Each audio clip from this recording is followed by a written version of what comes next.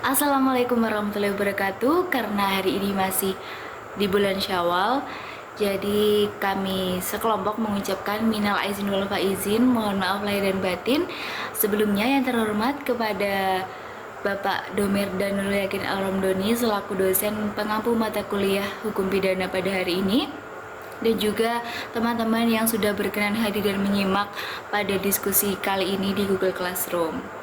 Sebelumnya, perkenalkan kami dari kelompok 4 yang beranggotakan saya sendiri, Amalia Zunbah Khofsah, Rani Muji Lestari, Dodi Nur Ramdan, dan juga Satria Syira Isafa. Izin sedikit menyampaikan materi dari hasil diskusi kelompok kami yang berjudul Berlakunya Undang-Undang Pidana Menurut Waktu. Untuk materi-materi selanjutnya akan disampaikan oleh kelompok kami. Kami berharap teman-teman bisa menyimak sampai habis. Berlakunya undang-undang pidana menurut waktu, yaitu ada asas legalitas yang diatur di dalam pasal 1 ayat 1 KUHP yang bunyinya tiada suatu perbuatan dapat dipidana kecuali berdasarkan kekuatan ketentuan perundang-undangan pidana yang sudah ada sebelumnya. Nah, jadi suatu perbuatan pidana itu baru dinyatakan sebagai tindak pidana jika telah dirumuskan di dalam KUHP atau perundang-undangan hukum pidana yang lainnya. Di dalam asas legalitas memiliki 4 makna.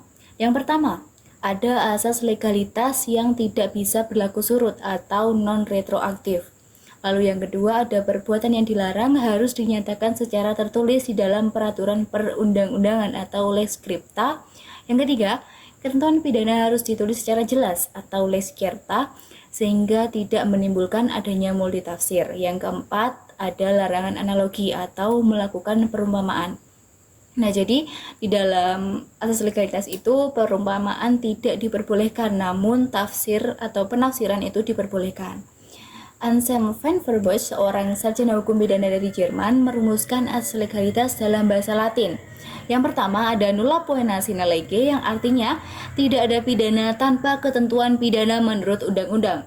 Yang kedua, nulla poena sine crimin, yang artinya tidak ada pidana tanpa perbuatan pidana. Yang ketiga, nullum crimen sine poena legal, atau tidak ada perbuatan pidana tanpa pidana menurut undang-undang.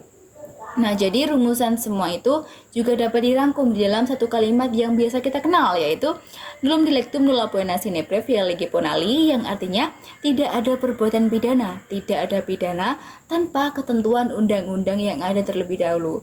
Nah, jadi negara itu tidak bisa sembarangan mempidana warga negaranya jika negara tersebut belum mengatur bahwa perbuatan tersebut itu sebagai tindak pidana.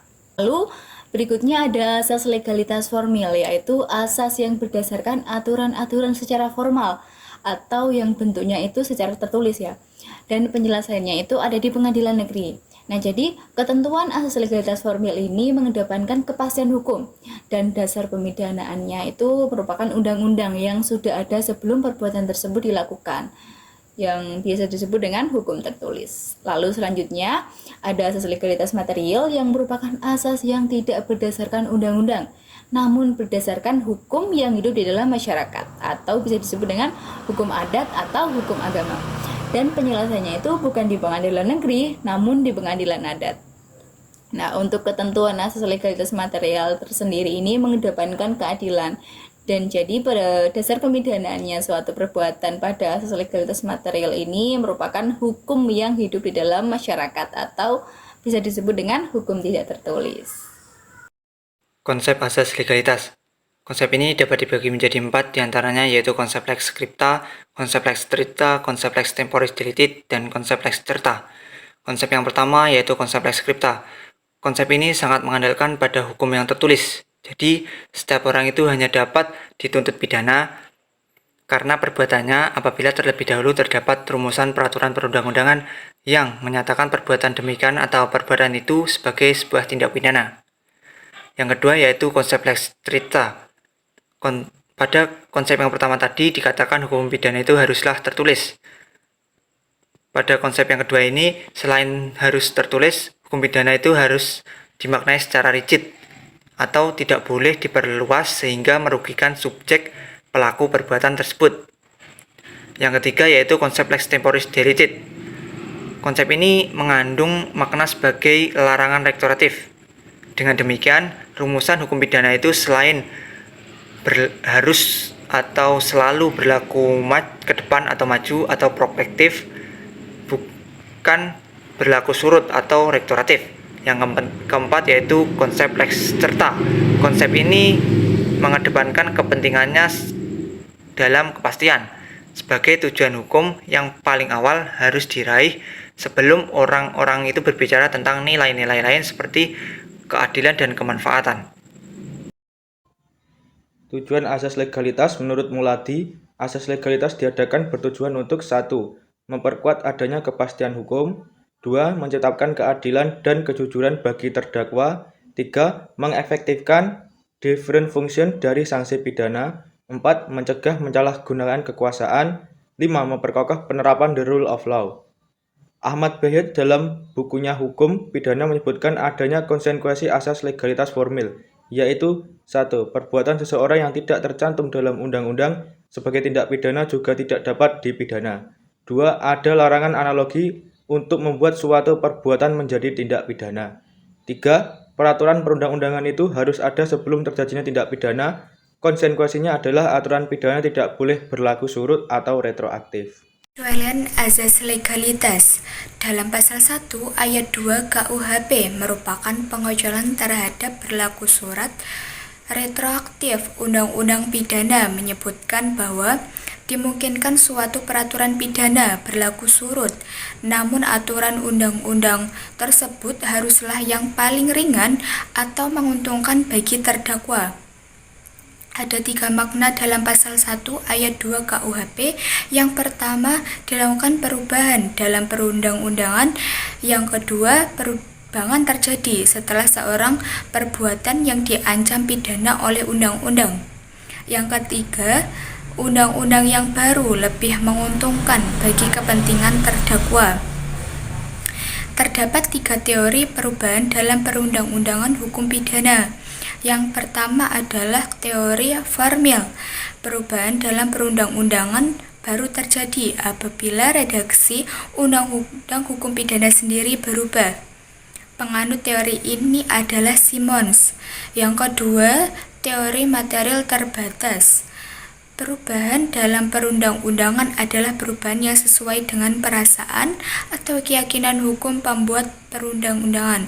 Penganut teori ini adalah Venkius. Yang ketiga adalah teori material tidak terbatas. Perubahan dalam perundang-undangan adalah setiap perubahan, baik dalam perasaan atau keyakinan, hukum pembuat perundang-undangan menurut waktu. Teori ini merupakan penganut paling banyak. Mengenai makna ketentuan yang paling menguntungkan dalam ketentuan pasal 1 ayat 2 KUHP menyimpangi asas tersebut dengan berpedoman pada asas less speechless directly generally. Jadi, jika perubahan undang-undang dan undang-undang yang baru tersebut tidak menguntungkan, maka yang diterapkan adalah ketentuan undang-undang yang lama sepanjang menguntungkan tersangka. Nah, seluruh materi sudah disampaikan oleh teman-teman pemateri dari kelompok kami, yaitu mengenai berlakunya undang-undang pidana menurut waktu. Untuk pengertian dari asas legalitas ada di pasal 1 ayat 1 KUHP, ada juga asas legalitas formil dan juga ada asas legalitas material. Lalu selanjutnya ada 4 konsep dari asas legalitas. Yang pertama ada asas lex scripta, yang kedua ada lex stricta, yang ketiga ada lex temporis delicti, yang terakhir ada lex certa.